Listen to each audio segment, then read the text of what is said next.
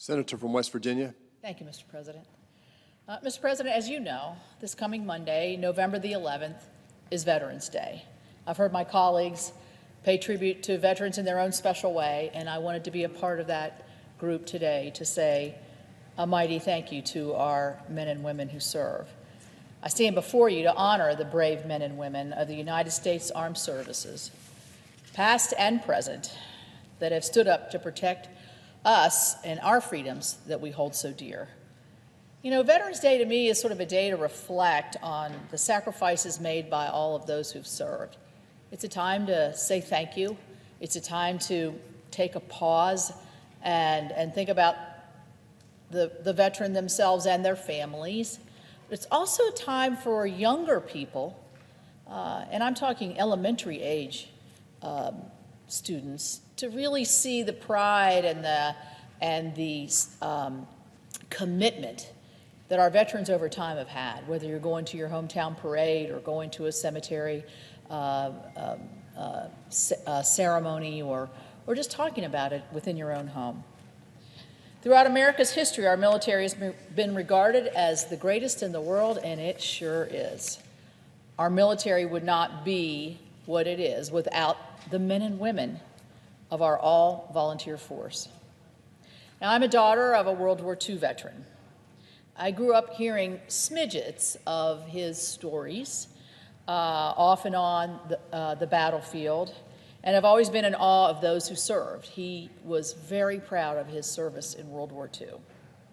So, on November 20th of 1944, my father, Staff Sergeant R.A. Moore Jr. from Moundsville, West Virginia, was serving somewhere on the Belgian-German line when he was shot in the face, and he was left for dead on the battlefield for 2 days. He talked about it was in a beet field. I remember him saying it was in a beet field, and I didn't like beets, and now I knew why I really didn't like beets. And he also talked about how he was equipped with some painkiller that he could put on his leg to sort of ease the pain as he lay there hoping that somebody would come and get him. Throughout the rest of his service, that was the end of his service on the battlefield. He was taken and miraculously had a great recovery after probably a year of recovery over in England. For his actions on the battlefield, he received the Purple Heart, Bronze Star, Combat Infantry Badge, and the European Theater of Operations Ribbon with 3 battle stars. And like so many of my like my father, so many of the veterans of World War II faced a harsh reality in this conflict. This year marks the 75th anniversary of 2 of World War II's most notable battles, D-Day and Battle of the Bulge. The Battle of the Bulge is going to be in this December next month. And actually, my dad's platoon went on to fight in the Battle of the Bulge, and only 3 of his platoons survived. D-Day is known as the turning point of the war because those brave soldiers pushed their way through German forces to take back Normandy. And I would recommend, if anybody wants to see what a sacrifice our country made in World War II and have it more for young people to see, is to go to the cemetery in Normandy and see those white markers of a very young American force. While there were many casualties, the United States and our allies prevailed and managed to change the direction of the war at the same time. As I said, next month we will remember the 75th anniversary of the Battle of the Bulge. Many Americans lost their lives fending off the German offensive, but we were eventually victorious, which paved the way to the end of the war 5 months later. West Virginia is also home to one of the last remaining Medal of Honor recipients from World War II, and that is our own Hershel Woody Williams. He turned 96 last month. He travels the country talking about veterans and love of country. I ran the Marine Marathon 2 weeks ago in honor of all Marines, but I thought about Woody as a Marine. I say I ran my first marathon, probably my last. But I thought about Woody as he valiantly fought in the Battle of Iwo Jima and rightfully earned the military's most prestigious medal for his actions during the war. Anecdotally, I think he's going to be leading the parade in New York City on Veterans Day. With the growing age of this nation's World War II veterans, I encourage our youth to take the time to listen to the stories of heroism from our greatest generation.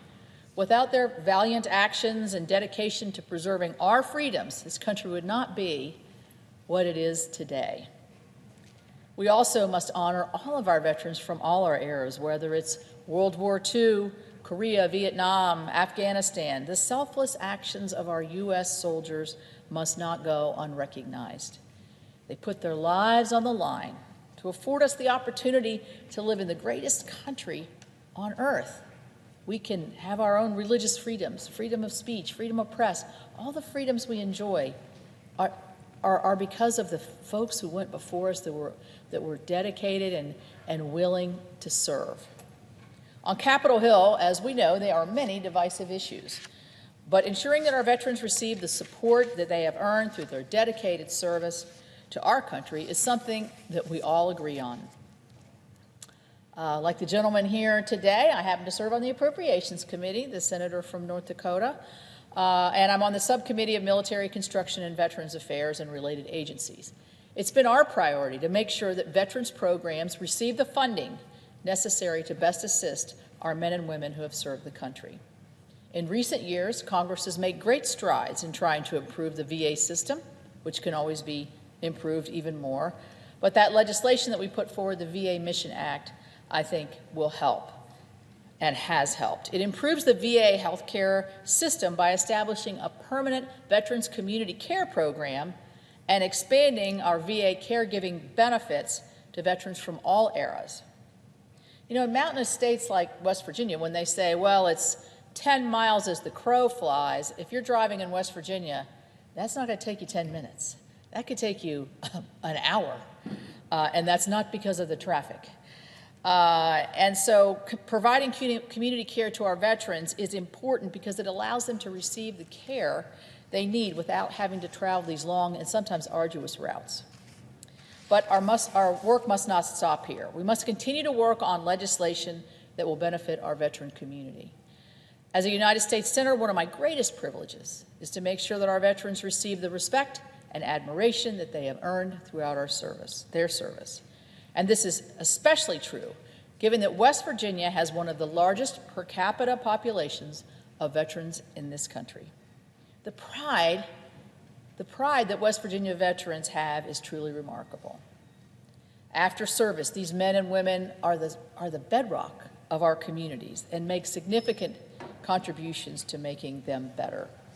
Rightfully so, West Virginians have a great amount of admiration for those who have served, and it's reflected in our communities.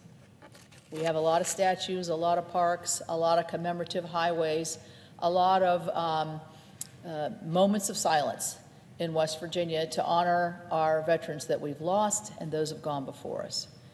I was marching in the Ripley Veterans Day Parade and just overwhelmed last Veterans Day by the support that a small town will show its veterans.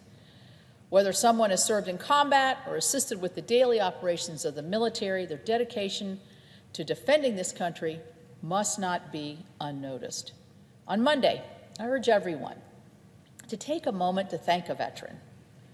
At the same time, this shouldn't be limited to just Veterans Day. We should thank our veterans each and every day. It's important that we pay them their respect when the opportunity arises. I mean, I really feel good when I'm getting on a plane and the announcement is made that our military in uniform are allowed to enter the plane. And many times the crowd, you know how those crowds get up when it's time to get onto a plane. The crowd will part and in admiration of our military, welcome that little bit of head start that they get to board the plane. So without great sacrifice and devotion and dedication to defending this flag, this country would not be what it is. So I say, God bless our veterans, God bless our country. And with that, I yield the floor.